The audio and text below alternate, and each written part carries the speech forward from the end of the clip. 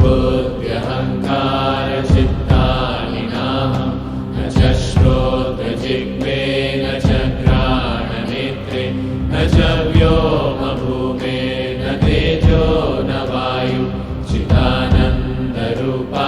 शिवोऽहं शिवोऽहं चिदानन्दरूपा शिवोऽहं शिवोऽहं चिदानन्दरूपा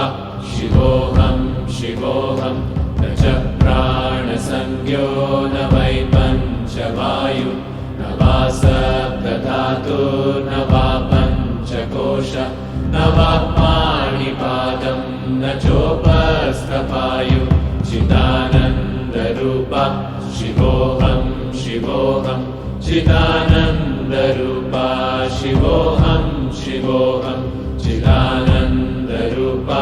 शिवोऽहं शिवोऽहं न मे द्वेषरागो न मे लोभमोहौ न मे वै मदो नैव मात्सर्यभावः न धर्मो न चार्थो न कामो न मोक्षः चिदानन्दरूपा शिवोऽहं शिवोऽहं चिदानन्दरूपा शिवोऽहं शिवोऽहं चिदानन्दरूपा शिवोऽहं शिवोऽहं न पुण्यं न पापं न सौख्यं न दुःखं न मन्त्रो न तीर्थं न वेदा न यज्ञः अहं भोजनं नैव भोज्यं न भोक्ता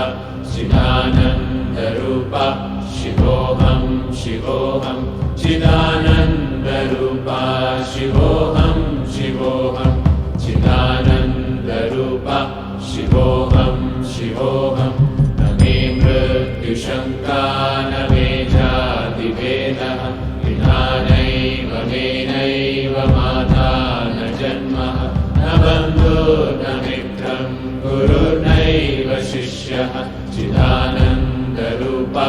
शिवोऽहं शिवोऽहं चिदानन्दरूपा शिवोऽहं शिवोऽहं चिदानन्दरूपा